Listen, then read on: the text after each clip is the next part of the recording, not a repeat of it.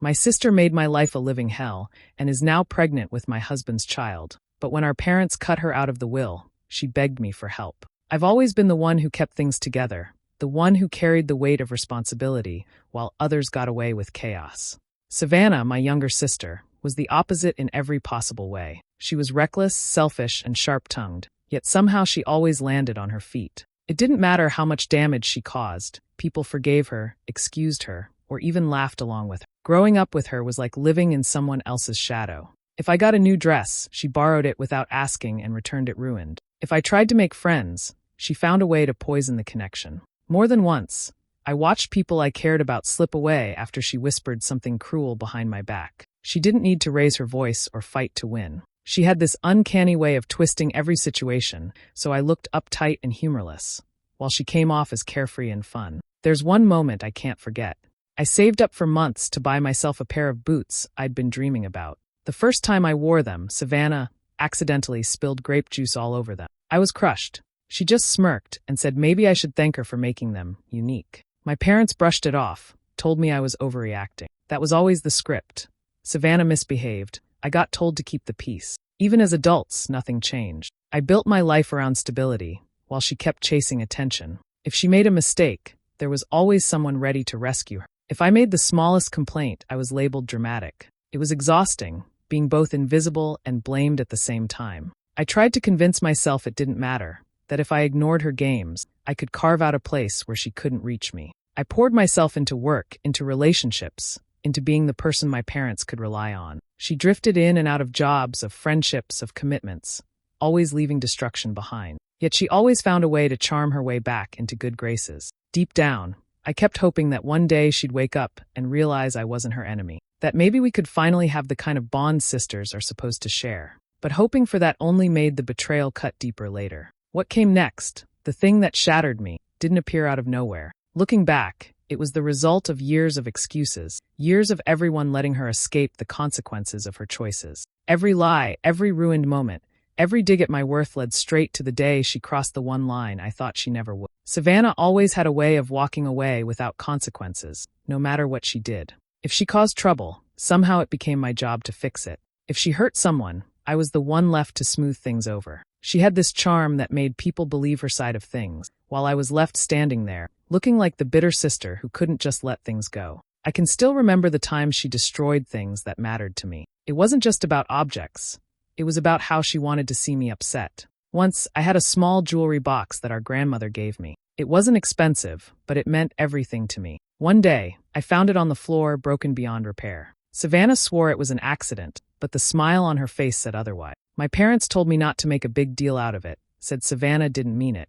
But I knew she had. She didn't stop there. She spread lies about me to kids at school, making sure I always looked like the odd one out. There was a girl I was close to for years, until Savannah whispered that I had talked badly about her behind her back. Overnight, the friendship was gone. Savannah acted innocent, claiming she didn't know what happened. By then, I understood there was no point in arguing. She was better at bending the truth, and people wanted to believe her. My parents rarely punished her. They brushed off her behavior like it was something she'd grow out of. That's just Savannah, they'd say, as though her cruelty was part of her charm. I'd get a lecture about learning to be more patient, about not letting little things get under my skin. It was easier for them to tell me to swallow my pride than it was to confront Savannah about how she acted. And so that became my role. I was the one who stayed quiet, the one who picked up after her disasters. If she insulted someone, I apologized. If she broke something, I cleaned it up. If she created tension, I was told to calm the waters. It didn't matter that she was the one lighting the fires. I was the one expected to put them out. Living like that wears you down in ways people don't see. On the outside, I looked like the dependable daughter, the one who never caused problems. Inside, I was constantly biting my tongue, forcing myself to accept that Savannah would always find a way to make me small. Every time I thought maybe she'd finally gone too far, my parents would excuse her again, and I'd be left wondering why I kept trying. It was easier to carry the blame than to keep fighting battles. No one wanted me to win. So I learned to stay silent. I kept swallowing my pride, because keeping the peace was the only thing anyone seemed to want from me. I met Derek when life finally felt steady. He wasn't flashy or dramatic, but there was something about him that drew me in. He listened when I spoke, really listened, and for the first time I felt like I could breathe without waiting for the next blow from Savannah. Being with him felt safe, like maybe I could finally have something of my own that she couldn't touch. Of course, she noticed him right away. The first time I brought him around, she leaned in too close when she talked to him, laughed too hard at his jokes, and acted as if I wasn't even in the room. I told myself she was only trying to get a reaction out of me. That was her way, always testing boundaries, always seeing how far she could push. I brushed it off because I didn't want to give her the satisfaction of knowing she'd gotten under my skin. But it didn't stop. She found little excuses to touch his arm, to call him by his first name with a sweetness that felt unnatural. At family dinners, she'd make comments that carried a double meaning, like asking him if he was sure he could handle me. Derek would laugh it off, but I could feel her eyes on me, waiting for me to explode. I stayed quiet, determined not to let her ruin something that made me happy. When Derek proposed, I thought maybe that would silence her. Instead, it only made things worse. At the engagement party, she turned up in a dress that looked more like something a bride would wear. She clinked her glass and made a toast that was more about her than us, ending it with a wink at Derek that made my stomach turn. People laughed because they thought she was being playful, but I knew better. It was another one of her games. The moment that has never left me happened on my wedding day. Everything should have been about joy, about walking into a new life with the man I loved. I was standing in the hallway, veil pinned, dress smoothed down, when Savannah leaned close enough that no one else could hear. Her voice was soft, almost kind, but the words were poison. She whispered that Derek should have chosen her instead. For a split second, my heart stopped. My body wanted to react, to scream, to push her away. But I forced myself to stand tall. I looked straight ahead, as if she hadn't said a word, and walked on. I refused to let her take that day from me. That was the thing about Savannah. She thrived on seeing me break. If I gave her even a flicker of reaction, she'd feed on it. So I didn't. I let her words fall flat, swallowed the hurt like I always did, and chose to focus on Derek. My wedding was mine, not hers. No matter what she tried, I would not let her destroy that. At first, it was small things. Derek started working late, saying projects at the office were piling up. I wanted to believe him, but the excuses came too often, and the hours stretched longer. He would turn his phone face down on the table or slip it into his pocket when I walked into the room. If I asked who he was texting, he gave vague answers or changed the subject. It felt like he was building a wall between us, brick by brick, and I couldn't find a way to break through. I tried to convince myself it was stress, that maybe I wasn't giving him enough space, that marriages went through seasons and this was just one of them. But deep down, my stomach told me something wasn't right. His eyes didn't linger on me the way they used to, his laugh felt forced, and even when he touched me, it felt distracted, like his mind was somewhere else. One night, I heard voices outside, sharp and angry, cutting through the quiet. I stepped closer to the window and froze. It was Derek and Savannah. My heart raced as I pressed myself against the wall, not daring to move. His voice was low, trying to calm her, but hers was high and furious. And then it happened. Her words split the air like a knife. "You can't walk away from me now, not when I'm carrying your child." The ground could have opened beneath me, and I wouldn't have felt more shaken. My chest tightened, and I couldn't breathe. For a moment, I thought I had misheard, that maybe I was twisting the words. But there was no mistaking it. My sister was pregnant, and the father was my husband. I felt sick. My body shook as I stumbled backward, gripping the edge of a chair to steady myself. Everything blurred. The late nights, the secretive looks, the way Savannah always hovered near him. It all made sense in one cruel instant. The betrayal hit me from both sides, slicing into me deeper than I thought possible. When Derek came inside, I was waiting. My hands were cold, my voice trembling, but I asked him directly. At first, he tried to deny it, saying Savannah was lying, that she was trying to tear us apart. But the look in his eyes gave him away before his words did. The silence stretched too long, and then he broke. He admitted it. The affair, the child, everything. Savannah didn't even try to hide. She stepped into the doorway with a smirk, eyes glittering like she had finally won. She didn't look ashamed. She looked triumphant, as if she had been waiting for this moment all her life. She had taken the one thing she thought belonged to me and claimed it for herself. The room spun. I wanted to scream, to cry, to fall to the floor. But I stood frozen, every part of me numb except for the pain searing through my chest. My worst fear wasn't just real. It was staring me in the face, wearing the smug smile of my sister.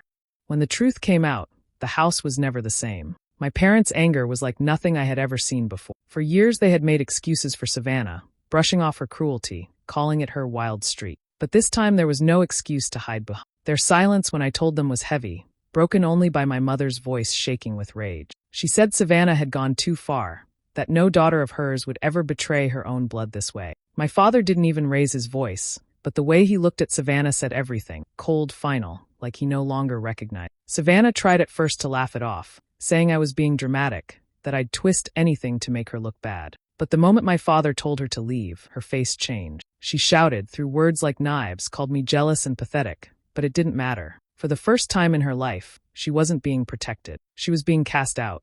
Derek fell apart as soon as the walls closed in. He came to me with tears in his eyes, begging me to listen, begging me to believe that what happened wasn't what I thought. He said he was confused, that he didn't know how to end it once it began, that he had made a mistake. He reached for my hands like he could pull me back to him, but I couldn't move. His words sounded hollow. Confused? A mistake. He hadn't tripped and fallen into this. He had chosen it again and again. Every night he came home late, every time he hid his phone, every time he let her near. Savannah, on the other hand, showed no shame. When I confronted her, she looked me straight in the eye and smirked. You can't keep everything forever, she said, her voice dripping with satisfaction. Now I have something you'll never give him. Her words cut deeper than I thought they could. She wanted me to feel empty, like I had lost, like she had finally beaten me at the game she had been playing all our lives. The way she said it, as if carrying Derek's child made her superior, as if she had stolen my place in the world, it twisted inside me like a blade. But I didn't give her what she wanted. I didn't scream. I didn't cry in front of her. I swallowed the pain, forced my face to stay calm even as my heart shattered. I let her think she had won. Because the truth was, I was already planning what would come next. Savannah thrived on reaction, on chaos. If I gave her mine, she would feed on it and grow stronger. So I held my silence, every muscle in my body burning with the effort. She walked away smirking. Derek stayed on his knees begging, and my parents stood in disbelief. And me? I stood in the middle of it all, quiet on the outside, but already plotting my next move. The decision came quickly, and this time my parents didn't waver. They called us together in the living room, their faces set in stone. My father spoke first, his voice steady and cold. He said Savannah was no longer part of their plans, that everything they had worked for would go to me. My mother sat beside him, nodding, her hands clenched so tightly in her lap that her knuckles were white. For the first time in our lives, they weren't soft with Savannah. They weren't brushing it off as a phase. They were finished. Savannah's face drained of color the moment she realized what they meant. The will, the inheritance, everything that had always been promised to us both was suddenly stripped from her hand. She laughed at first, this nervous, shaky laugh like she couldn't believe it. But when she saw my father wasn't smiling, her eyes widened with fear. She asked if they were serious, if they really meant to leave her with nothing. My mother didn't flinch. She said betrayal had a price, and Savannah was finally paying it. I didn't ask for any of it. I didn't beg for their wealth, their businesses, or their houses. But it was placed in my lap anyway. They signed papers, handed me control of accounts, deeds, and the company my father had spent decades building. The weight of it settled on me, heavy but steady. It wasn't a gift, it was a command. Protect what Savannah had tried to destroy. Savannah spiraled the moment it became real. She shouted that it wasn't fair, that she was carrying a child and needed support, that no decent parents would abandon their pregnant daughter. She stomped around the room like a storm, knocking things over, her words sharp and wild. But no one rushed to calm her this time. No one told me to back down, to give her grace. She was on her own, and she knew it. I watched her panic unfold. She had spent her whole life getting away with everything, and suddenly the doors were closing. She was broke, cut off, despised by the very people who used to protect her. The reality of it hit her like a wave she couldn't stop. She turned her fury on me. Her eyes burned as she pointed a finger, saying I had manipulated them, that I had poisoned their minds against her. She called me cold, heartless, sneaky. She told me I had been waiting for this moment, that I had always wanted her gone. I stayed quiet, not because her words were true, but because arguing with her would have been useless. The truth was, she had done this to herself. She had chosen betrayal, and now she was tasting the consequence. But in her mind, I was the villain, the reason her world was collapsing. She couldn't accept that she had finally pushed too far. And so she stood there, shaking with anger, her belly carrying the proof of her choices, while I held everything she thought belonged to her. It was late in the evening when I heard the knock. At first I thought it was a neighbor, maybe someone dropping by unannounced. But when I opened the door, there was Savannah, her eyes red and swollen, her clothes wrinkled like she hadn't slept in days. She didn't step inside right away. She just stood there, clutching her stomach, and then the tears spilled over. She begged me. The words tumbled out of her like she had rehearsed them 100 times. She said she couldn't do this on her own, that she wasn't ready to raise a child by herself. She claimed she had made mistakes, but this time it was different. She said she deserved another chance, that deep down she was still my sister, and I couldn't just watch her suffer. Hearing her say those things stirred something inside me, but not what she expected. For years I had dreamed of her admitting she was wrong, of her showing even the smallest piece of regret. But as she spoke, I realized she wasn't sorry, not really. She wasn't asking for forgiveness. She was asking for rescue. She didn't want me as a sister. She wanted me as a safety net. I told her I couldn't give her what she wanted. My voice was steady, though inside I felt my heart pounding. I said I couldn't step in and fix the mess she had created. Her tears turned to anger in an instant. She accused me of being selfish, of turning my back on family. She said I had everything and she had nothing, and that I was cruel for letting her drown. I didn't react. I let her words wash over me like cold rain. She wanted me to snap, to break down, to give in. I refused. But even as I stood firm, I knew I couldn't let her see the truth, that I already had a plan forming in the back of my mind. So I softened my tone. I told her I would think about it, that maybe I could help in some small way, but not right then. Her eyes lit up for a moment, and she grabbed my hands like she believed me. I gave her that sliver of hope, not because I intended to follow through, but because it was the only way to keep her from seeing what I was really doing. What I didn't know at first was that Derek had been slipping away to meet her in secret. He told himself he was being responsible, that he needed to check on the baby. But it wasn't responsibility, it was guilt tying him to her, guilt she knew exactly how to play. He thought I didn't know, but I noticed the way he avoided my eyes, the way he came home smelling faintly of her perfume. Let him go to her, I thought. Let him believe he was doing the right thing. Because while he was tangled in her chaos, I was quietly setting the stage for something they would never see coming. I knew I couldn't strike back with shouting or with anger. That was Savannah's way. If I wanted to win, I had to be calm, patient, and careful. So I began playing a part. To Derek, I became the wife trying to heal our marriage. I told him I wanted to rebuild, that I needed proof he was committed to us and not to her. I spoke softly, like someone willing to forgive if only he showed me he was serious. He was desperate to keep me, desperate to clean up his image.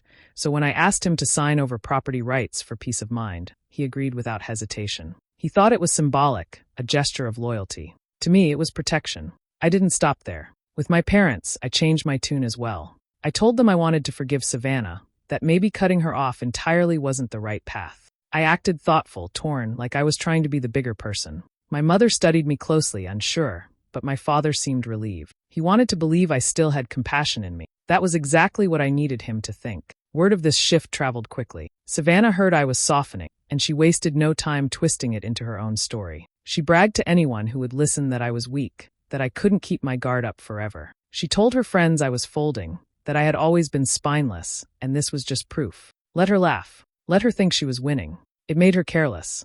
While she was bragging and Derek was clinging to his second chance, I was sitting with lawyers. Quiet meetings, signed documents, new accounts, everything designed to make sure neither of them could ever touch what was mine. I had the deeds locked under my name, the accounts sealed, and contracts drawn up that left no room for loopholes.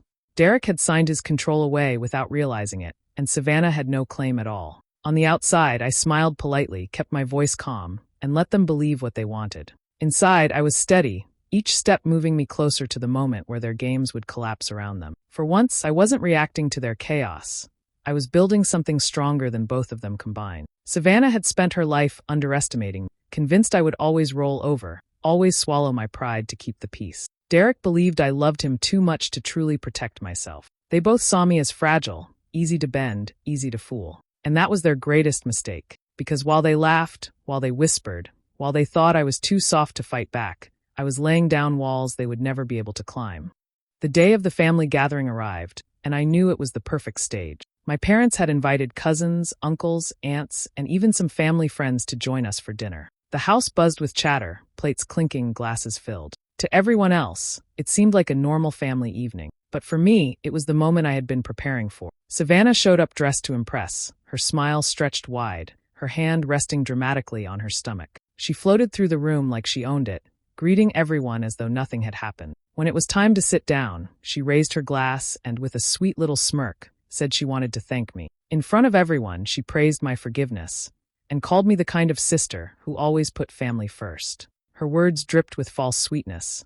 Every syllable meant to paint herself as the victim I had graciously saved. I didn't flinch. I let her have her moment, let the room grow warm with approving nods, and then I set my glass down. My voice was calm, steady, but sharp enough to cut the air. I told the truth, every ugly, hidden piece of it. I laid out how Derek and Savannah had betrayed me, how their affair had gone on behind closed doors, and how the lies had stacked higher each day. I didn't shout, I didn't cry.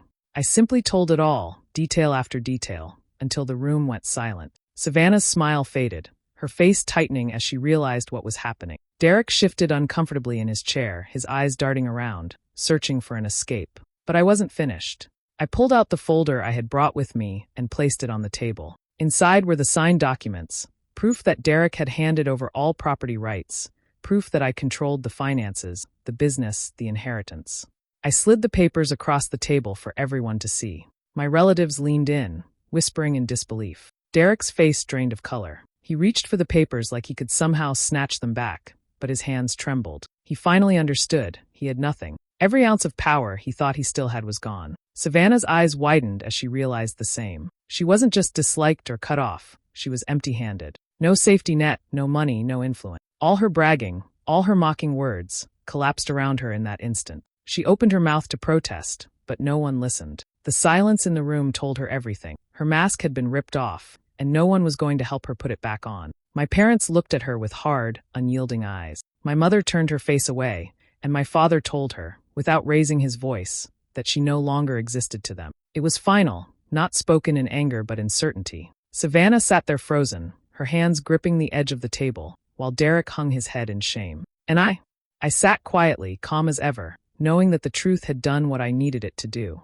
When the room finally broke into uneasy murmurs, I didn't raise my voice or look for more words to drive the point. I had already said enough. Savannah sat trembling, tears spilling down her cheeks, her hand gripping her stomach like it was the only thing she had left. Derek tried to speak, tried to explain, but his voice cracked and faltered. His eyes darted to me, pleading, as though I might still offer him a way back. I didn't yell. I didn't gloat. I simply stood up from the table, smoothed my dress, and told them I had nothing more to say. My chair scraped lightly against the floor, the sound sharp in the silence, and I walked out of the room. Behind me, I could hear Savannah break into sobs, the kind that weren't just dramatic but raw and heavy, filled with the weight of her own choices. Derek's voice followed, begging, promising he could fix things if I just gave him one more chance.